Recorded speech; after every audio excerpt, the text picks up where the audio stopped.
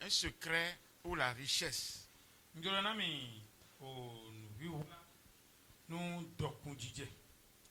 Puisque beaucoup l'ignorent. Mais je veux vous le montrer aujourd'hui. Amen. Amen. Il s'agit d'un secret très caché. Mais c'était un homme qui l'avait utilisé. Il l'a utilisé dans une intelligence spirituelle.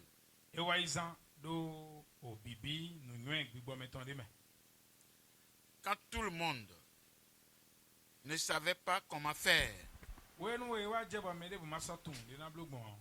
lui, il a réussi. Amen. Amen. Tous ceux qui connaissent le secret de Dieu réussissent toujours.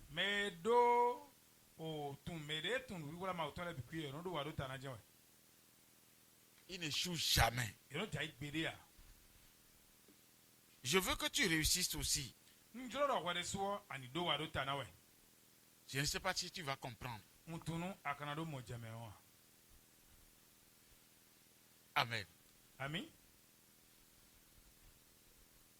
Tu veux réussir? Tu peux réussir? Tu peux t'enrichir? Amen. Amen. Je ne vais pas aller très loin avant de vous donner le nom de la personne. Il s'agit d'un homme que vous connaissez tous. Et il a été surpris par certaines manifestations divines. Et avant de quitter l'endroit, il n'a pas prié comme nous prions aujourd'hui seulement. Il a prié avec des promesses qu'il a réalisées effectivement.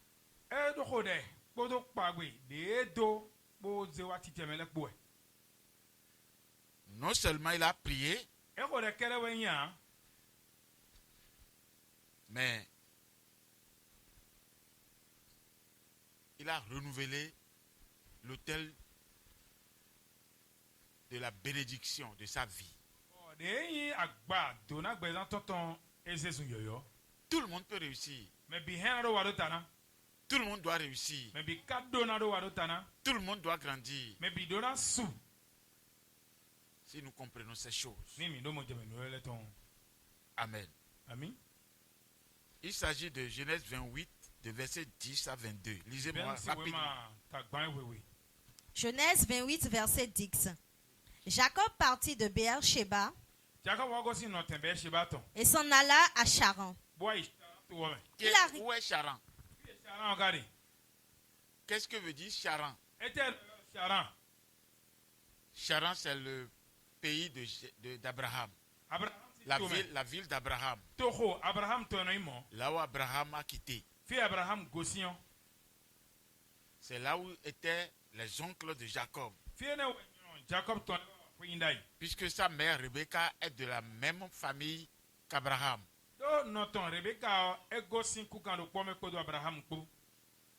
Ils sont même pères, mais différentes.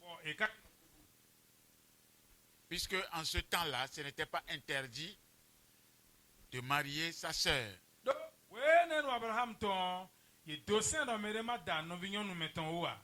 C'est pourquoi quand les gens disent où est-ce que Sem a trouvé des femmes, où est-ce que Caïn a trouvé des femmes,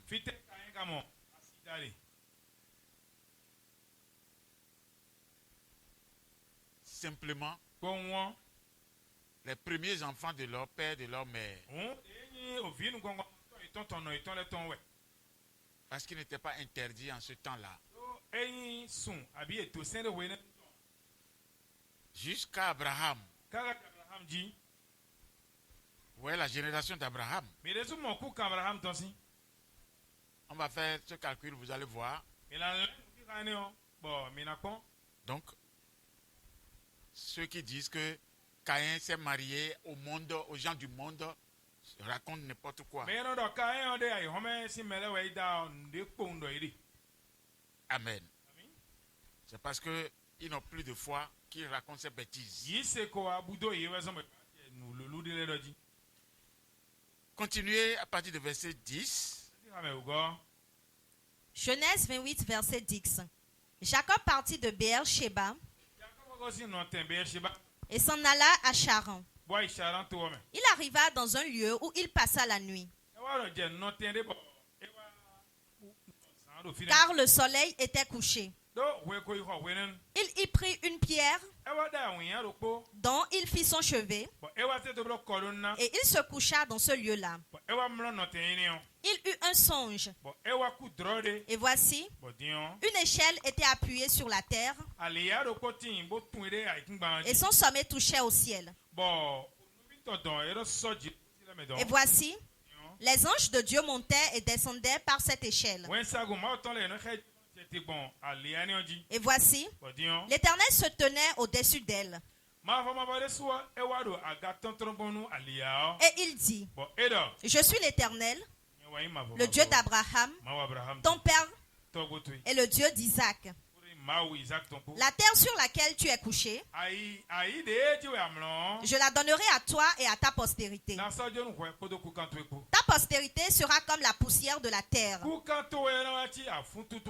Tu t'étendras à l'Occident et à l'Orient, au septentrion et au midi. Et toutes les familles de la terre seront bénies en toi et en ta postérité. Voici, je suis avec toi. Je te garderai partout où tu iras. Et je te ramènerai dans ce pays. Car je ne t'abandonnerai point, que je n'ai exécuté ce que je te dis. Jacob s'éveilla de son sommeil et il dit, certainement, l'Éternel est en ce lieu, et moi je ne le savais pas. Il eut peur et dit, que ce lieu est redoutable. C'est ici la maison de Dieu. C'est ici la porte des cieux. Et Jacob se leva de bon matin. Il prit la pierre dont il avait fait son chevet. Il la dressa pour monument. Et il versa de l'huile sur son sommet. Il donna à ce lieu le nom de Bethel. Mais la ville s'appelait auparavant Luz. Jacob fit un vœu en disant, si Dieu est avec moi et me garde pendant ce voyage que je fais, s'il me donne du pain à manger et des habits pour me vêtir, et si je retourne en paix à la maison de mon père, alors l'Éternel sera mon Dieu. Cette pierre que j'ai dressée pour monument sera la maison de Dieu. Et je te donnerai la dîme de tout ce que tu me donneras. Amen. Amen. Il a fini par quoi? La promesse de don. Le don ne manque pas dans la vie des saints. Le don s'impose pour réussir, pour grandir. Si tu es faible dans le don, tu seras faible dans la richesse. Ce n'est pas moi qui l'ai dit. C'est la puissance de Dieu qui l'a établi comme ça. Celui qui donne est toujours puissant. Il trouve toujours. Il ne manque jamais. Et il ne lui manque rien. Parce qu'il donne. donner n'est pas donné à tout le monde. Il y a des gens qui sont nés pauvres. C'est pourquoi ils sont avares. Il leur est difficile d'ouvrir la main. Et comme ça, ils sont malheureux continuellement comme celui qui a reçu un talent. Bien aimé, on doit vous dire la vérité. Si on ne vous dit pas la vérité, si nous vous trompons, Dieu va nous frapper. Il y a des gens qui sont nés pauvres. Celui qui est pauvre, ouvrir la bouche, la main lui est difficile. Et il faut savoir que tu es pauvre. Si tu es comme ça, tu es pauvre. Tu peux avoir un étage, tu es pauvre. Parce que tout ça là, il ne restera pas pierre sur pierre. Un jour, tout partira. Celui qui sait donner, même ses enfants, ses descendants sur 1000 générations, gardent son trône. Donc, le fait de savoir donner, d'avoir le cœur de donner, c'est la puissance de richesse dans l'homme. On doit vous dire la vérité. Moi, je ne suis pas là pour tromper personne. Il faut qu'on te voie dans tous les dons. Quel que soit, qu'on te voie dans les dons. Même, écoute-moi, il faut tout faire pour sortir dans les dons.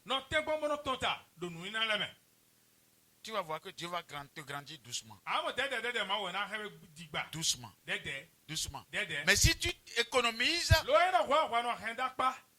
tu es pauvre. Que tu veilles ou pas, tu es déjà pauvre.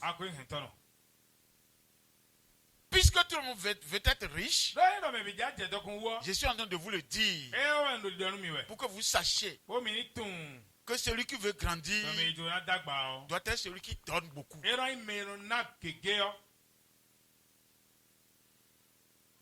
Amen. Que Dieu te bénisse.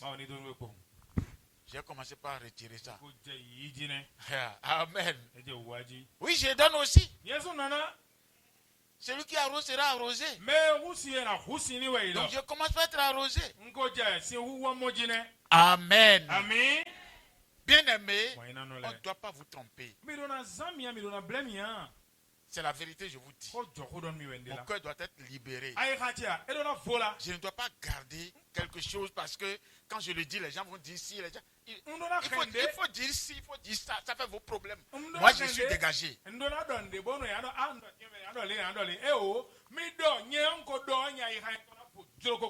Amen. Donc, la Bible a été établie comme ça. Vous êtes riche. Maintenant, en apprenant à donner.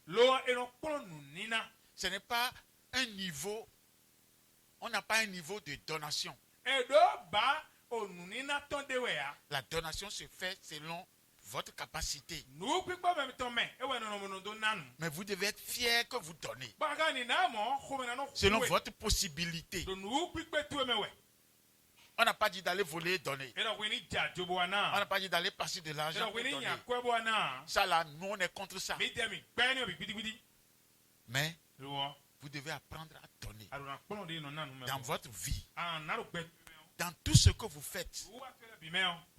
Vous allez voir, il a arrêté tout ce qu'il a dit sur la donation.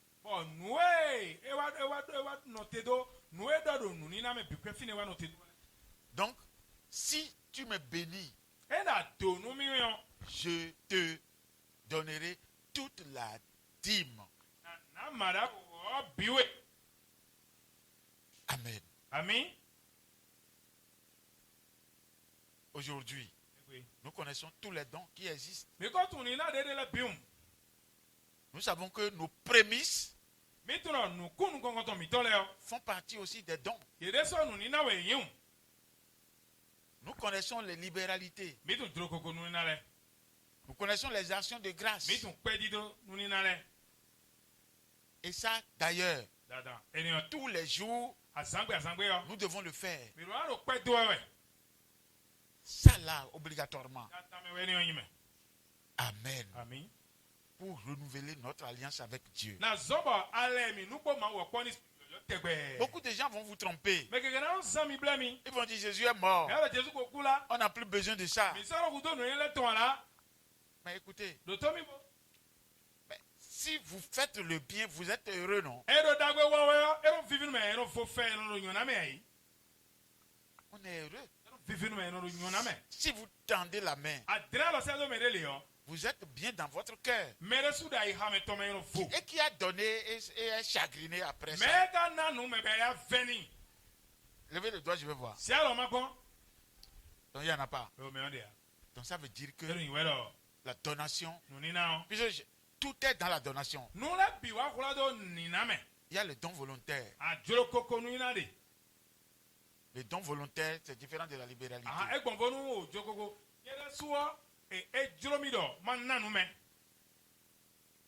Le don volontaire, la libéralité qui s'impose, la semence, l'action de grâce, le prémisse. Vous connaissez tout ça. Donc, dans votre vie, soyez heureux en les faisant. Et vous verrez ce que Dieu va vous faire. Et chaque fois, si vous êtes heureux, content dans votre vie, si vous êtes surpris par quelque chose de divin, mettez un autel. Et surnommez l'autel. Et commencez avec l'autel. Cet autel peut être le commencement de votre vie. Ça peut aller. Quand l'autel est établi et que vous respectez votre autel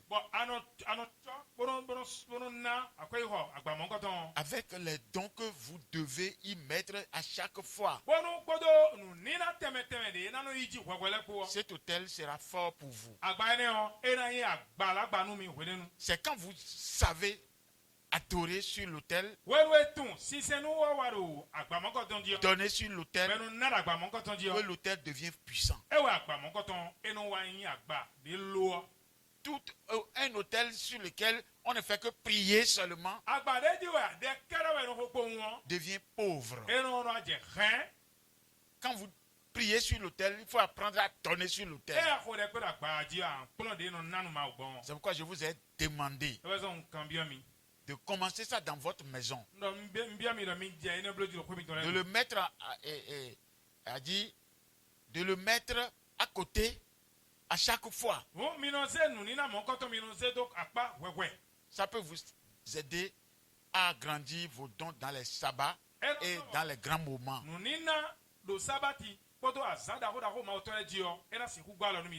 Amen. Par exemple, les 8 jours que nous venons de passer, il y a des gens qui n'ont fait que 3 jours dedans. D'autres 4 jours dedans. Or, tous les jours nous devons donner. Dans les 8 jours. Parce que c'est indiqué. Amen. Alors bien aimé, soyez toujours fortifiés. Et soyez toujours disponible dans votre cœur. Que Dieu vous bénisse abondamment. Amen.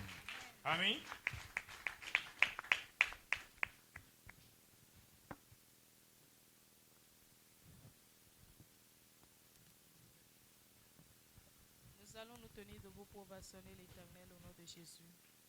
Veuillez vous tenir debout pour ovationner l'Éternel au nom de Jésus de Nazareth. Merci à